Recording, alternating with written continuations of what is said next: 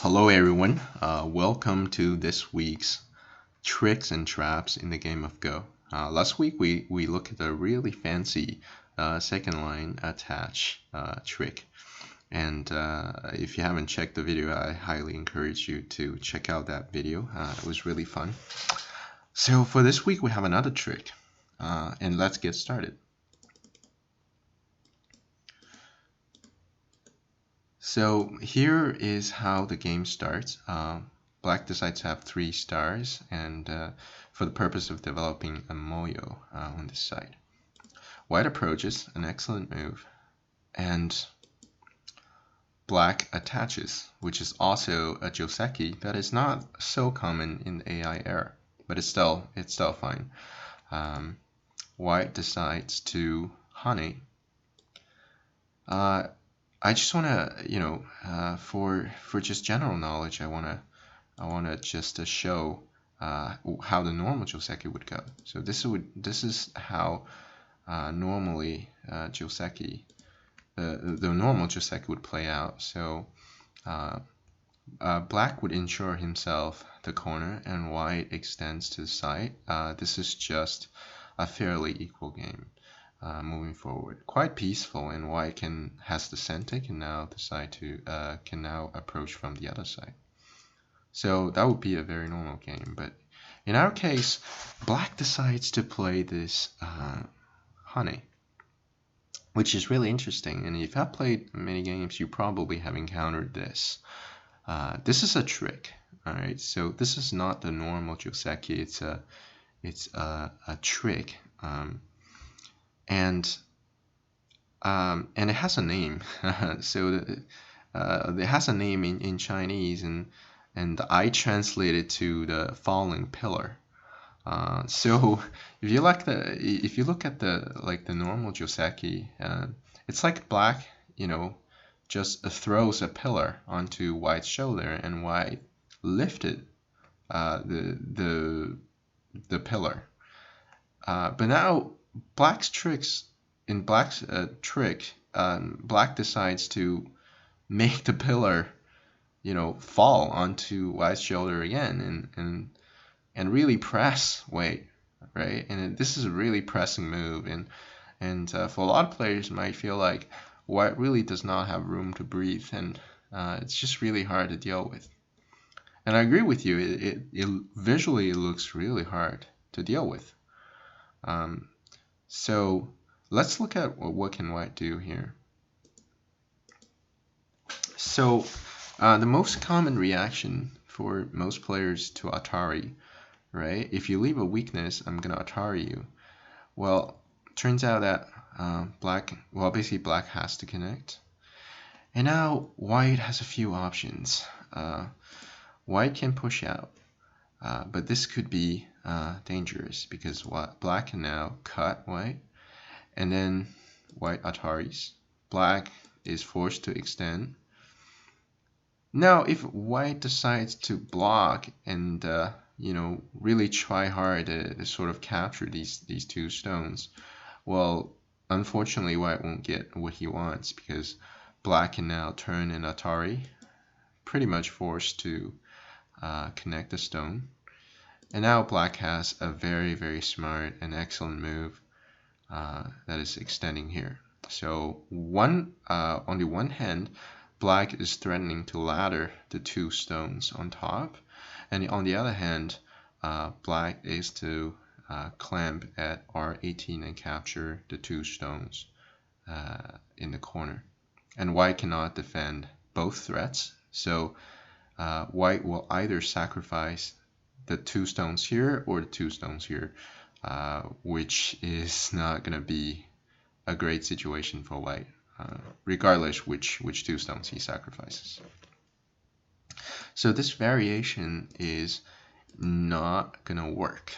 The other trickier variation for white, or the more resilient variation for white to play, is to extend in the corner. One side he's threatening to turn at Q15 to capture the black stone, and on the other side he's planning to block here at basically at 018 to capture the 2 stones over here. It looks like black's in a dangerous situation, but black now has this very, very strong move, right? It really has a lot of strength in it. That's just a block at R16. It is brutal.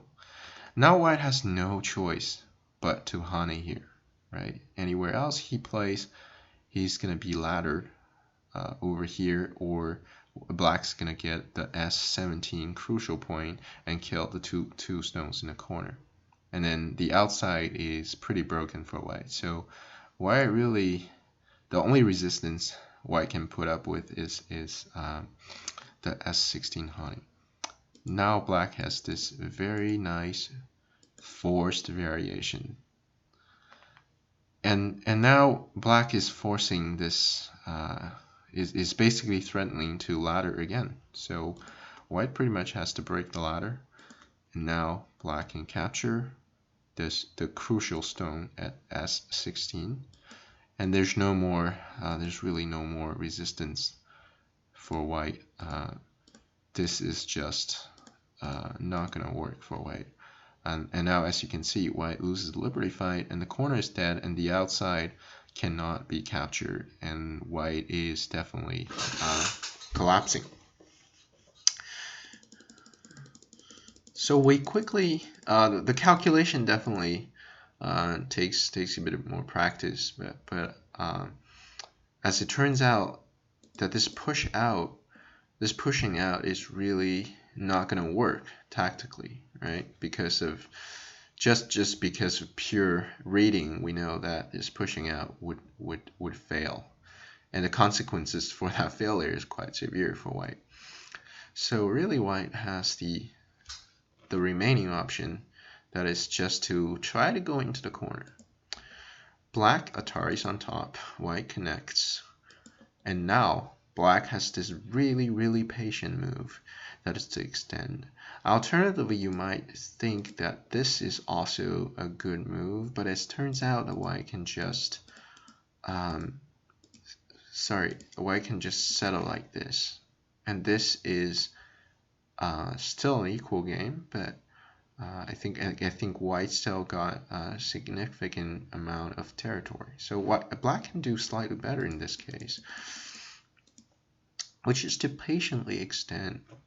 Now, if white wants to avoid this Atari on top, which is really painful, he can extend out. But now black gets this really, really pleasant turn at the corner, and now he ensures himself the corner as well as a strong side to develop on. So this is still playable for white, but I personally like a black in this situation, and I believe you do like black as well, because just visually black has the territory as well as a strong influence. So this is definitely called black achieved his goal. On the other hand, if white decides to extend into the corner, black can get this really comfortable Atari and follow up with a really solid, patient second line extension, and white pretty much has to jump out, right? If he allows black to block this corner, he needs to spend inefficient moves in the corner to make himself alive, such as blocking here, which doesn't have as many points as an early move like this should make. So white needs to jump out, and black can get the remaining crucial star point.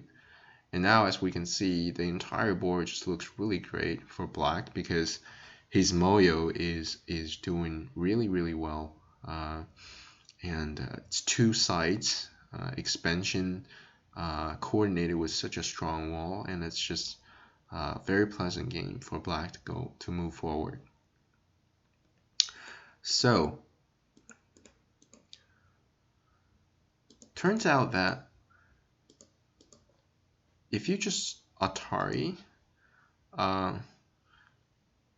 after this Atari and Connect exchange, there's really not a great continuation for White to penalize this trick, or to get really a perfect position for himself. So as it turns out, um, you know, it's just kind of like everything in life. When you encounter a difficult situation like this, sometimes the best solution is to remain really calm and really be rational and look at what's at stake. It looks like this N15 is really, really pressing, but it turns out that White can just be very calm and extend, which is really amazing idea. And the reason behind is really that this N15 exchange, N15 to M16 exchange is really not gaining anything for Black.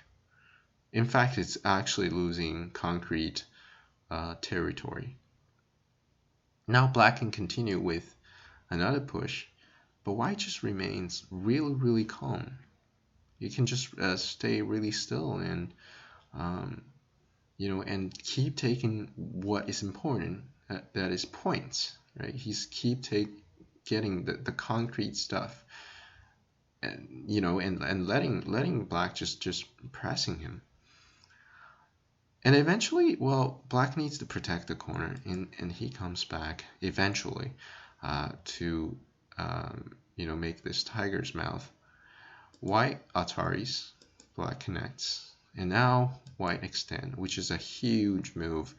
The value of this move is definitely way above 20 points. So in your game, please definitely do not miss the opportunity to play this move. This is the crucial move if you want to counter the falling pillar trick. So now Black really has one move to play, that is to fix his weakness. It's too severe if White pulls it out. The next move is extremely critical. It's for White to basically turn on the second line. You might be wondering, like, why this turn on second line? Isn't that just slow, and it's and it doesn't seem big? Well, the answer is that it's actually really big. If Black plays somewhere else, White can just come in like this. Black has to block if he wants the side, but White can just extend again. And Black's in a very awkward situation. If he blocks on the second line, White will get a sente, but if he doesn't, if he plays somewhere else, White can respawn. And as the game keeps going, he eventually has to come back and block on the second line if he really wants territory over here. So this move is huge because it just grabs the corner for White, and also having this really annoying second line stone that eventually Black has to deal with. So very, very big. The continuation of this move is so big that Black has to fix it. Notice that Black should not fix like this, because White can just come in. And if Black decides to protect, White can clamp again. I think in some cases White can decide even to push. But let's just say White clamps, and if Black protects, then White can just slide out, and it's really, really impossible for Black to kill White at this particular moment. So White can do this immediately, and the side will be completely destroyed, and this is not acceptable for Black. So a better move for Black, and the correct move for Black, is to actually play a 3-3 defense and give up a little bit of profits over here. And the variation ends with White playing the move H17, which is an excellent move that encloses this side of the territory, as well as basically enriching this side plus the corner. So this will be a perfectly fine game moving forward. Uh, I just want to assure you that white is doing perfectly fine. This is slightly worse for black, this variation. And it's still playable, but black is definitely black has definitely chosen a suboptimal Joseki for himself, and the reason is because of these exchanges, right? Like you made two exchange between the fifth line and the fourth line, and the fourth line really allowed white to ensure solid territory. And it's not so clear what these two fifth line stones are doing. It's not too certain. We don't know for certain how much profit, how much cash these two stones are going to generate for black. And this is the main reason why this variation would be slightly better for white. So maybe at this point you're not so convinced like why this is just fine for white. So we can make a quick count on the board. Let's first sort of enclose, let's say black plays somewhere else, and then let's make a quick count. This would be how the end game goes, and white can decide to white can just play a very soft reducing move, and that is okay.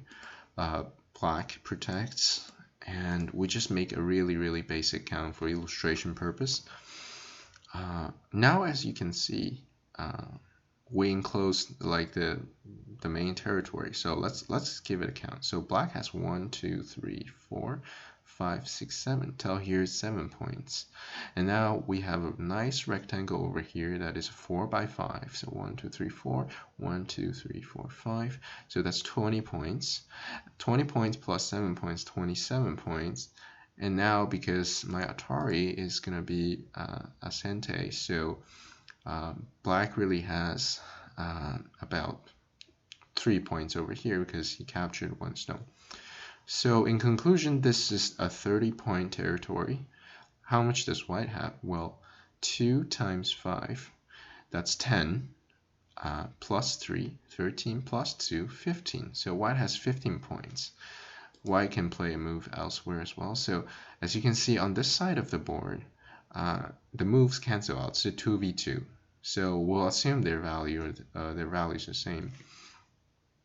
So black has 30 minus 15, that's 15-point advantage, but black pays Komi, so that's 6.5. So black is left with 8.5 advantage. So is black leading? No, because we forgot to count white's star point stone.